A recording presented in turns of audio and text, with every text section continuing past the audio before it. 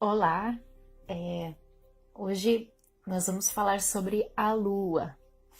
Em primeiro lugar, eu quero agradecer pelos comentários e pelas pessoas que estão pedindo para eu fazer mais vídeos. E a pedidos, esse foi o tema que as pessoas mais sentiram necessidade de aprender. Então, é muito legal a gente começar falando da Lua, porque o outro vídeo nós falamos sobre o Sol, né? E um é complementar ao outro. Então, é muito símbolo, muito tema para a gente falar em pouco tempo. Então, eu vou falar bem resumidamente, mas como eu sempre comento nos vídeos, é sempre bom a gente marcar uma sessão de tarô ou conhecer melhor os pontos astrológicos, né? A começar pelos aspectos lunares. Então, o que são esses aspectos lunares, né?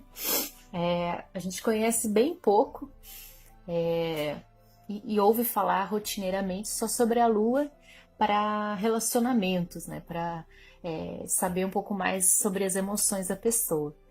Mas a verdade é que a Lua ela traz conceitos muito mais profundos, né? Eu posso até passar aqui esse livro, chama A Dinâmica dos Símbolos, que vem da psicoterapia junguiana, e ele fala um pouquinho da profundidade desse tema na versão do Jung, que é um teórico que eu me baseio muito para o estudo do tarô e da astrologia. Então, o que significa esses padrões lunares a termos simbólicos e psicológicos? Então, assim como o Sol, ele tem o seu lado mais externo, né, o nosso melhor externalizado no mundo real, os padrões lunares são nossos padrões inconscientes. Né? Eles vão muito profundos e vão muito pesados na nossa psique. Né? Eles ficam pesados por quê? Porque são padrões que a gente tem já repetir desde a infância. Né? Então, eles são memórias visuais, auditivas, impressões infantis que a gente guardou na nossa memória, né? Então, eles normalmente os padrões lunares ficam nos porões da alma humana e eles adquirem representações como formas de sombra na sociedade, né? É por isso que o Sol ele é representado por arquétipos masculinos, né? E deuses masculinos e heróis masculinos, e a Lua normalmente tem milhares de deusas espalhadas pelo mundo afora e são femininos, né? Então, talvez isso tenha esse significado pelo fato da mulher ter um ciclo menstrual muito semelhante às fases da Lua, e as fases da Lua influenciarem nos partos, influenciarem nas marés, né? Tudo isso nessas representações lunares. Outro aspecto lunar também se diz na infância, até a terceira idade, mais ou menos, que o Freud estudou muito, e ele chamou essa fase de fase oral, né, que era o período que a gente estava se relacionando com o mundo através da boca. Então, pela boca tinha a nutrição, a gente absorvia os nutrientes, que é só leite materno, né, só líquidos. Então, a gente associa aspectos lunares também a aspectos da água, aspectos emocionais, aspectos que vão ficando desde que a gente sente o mundo pela boca, né?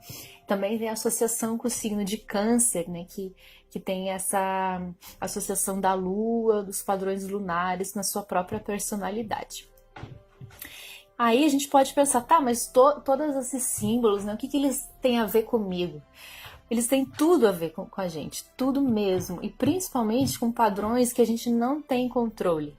Né? Quer ver um exemplo? Quando você acorda de manhã e o dia tá meio cinzento, aí você passa o dia inteiro meio ranzinza, meio que a gente chama de pá virada. Ai, não tô muito bem humorado hoje. Né? Isso é um padrão lunar. Né?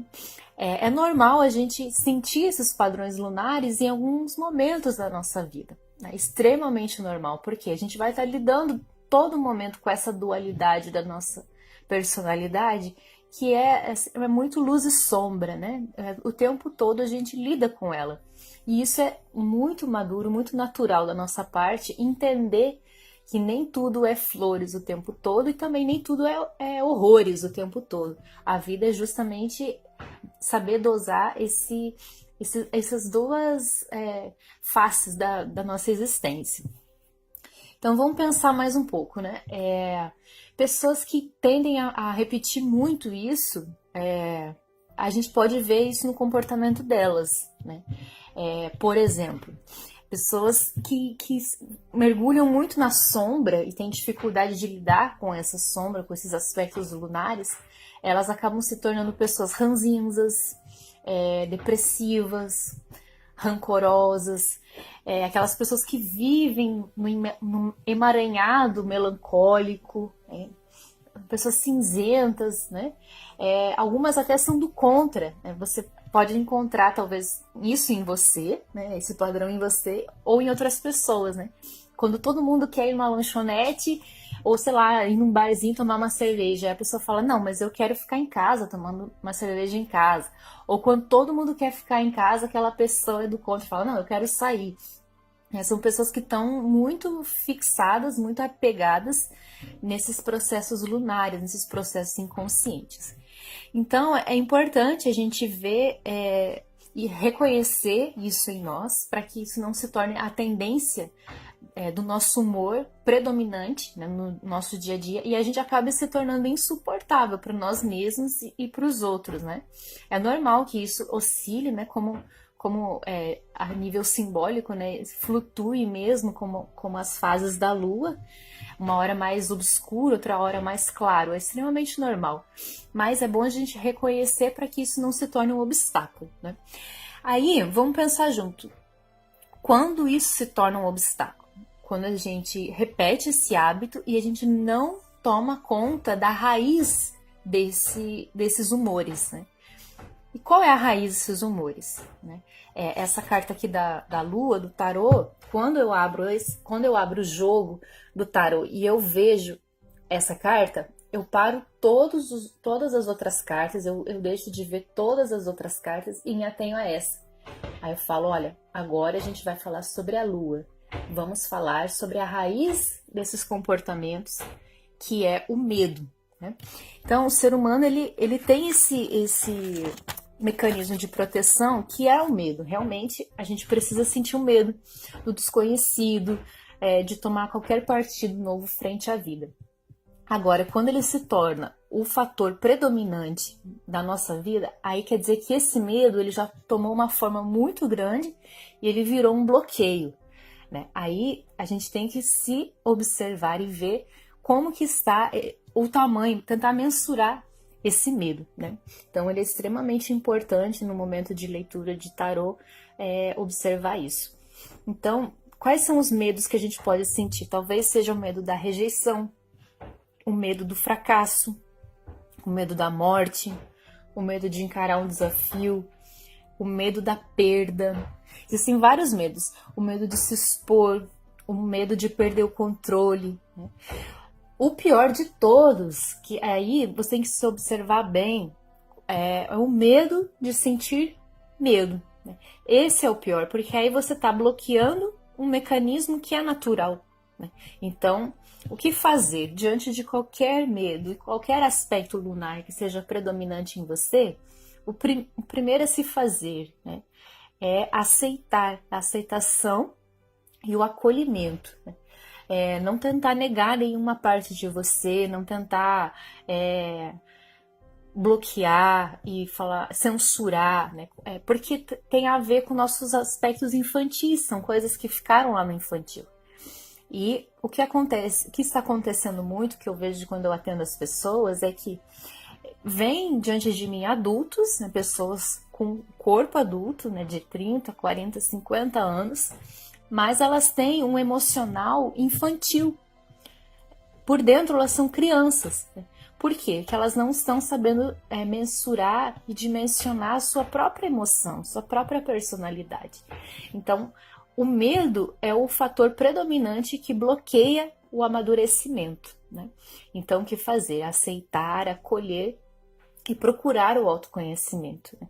Não é nem um pouco vergonhoso você ter um terapeuta, você ter um terapeuta astrólogo, como o meu caso, ou você ter um psicólogo que te acompanhe, ou você ter um conselheiro. Hoje em dia fala muito sobre coaching também, tem pessoas que optam por essa linha. Não importa, o importante é você entender e observar as suas falhas, as suas fraquezas, porque não tem como acessar a sua luz, que é o seu maior potencial, o seu sol, né, como eu já falei, se você não acolher a sua sombra também, né? Nós somos essa dualidade. Então, tem até uma metáfora, né, para encerrar, que conta-se que quando você está no mar perdido no oceano, você não deve se debater contra as ondas e contra a maré de maneira alguma, porque você vai se afogar. Então, o que fazer nessas horas? Flutuar, né? Apenas deixe-se levar e boie, porque se você sabe respirar, se você é um ser humano, você vai saber flutuar. Então, para os nossos medos, diante das circunstâncias difíceis, nossos próprios bloqueios, a única coisa a se fazer às vezes é flutuar. Então, lembre-se que a vida é muito mais leve do que a gente imagina. Tente nunca se identificar, né? A não identificação. Ah, eu sou assim, eu sou rancoroso e vou ser assim para sempre. Aí você está potencializando esse aspecto lunar em você e se apropriando dele como uma parte da sua personalidade. Não faça isso, né? Lembre-se que é possível você não se identificar com a sua sombra, tentar saber lidar com ela, aceitá-la e viver de uma forma muito mais plena, que é o que todos nós estamos aqui nesse planeta para aprender. Mais informações, tem o meu telefone, o WhatsApp, pode entrar em contato comigo no final, tem o meu número. Eu agradeço muito. Namastê!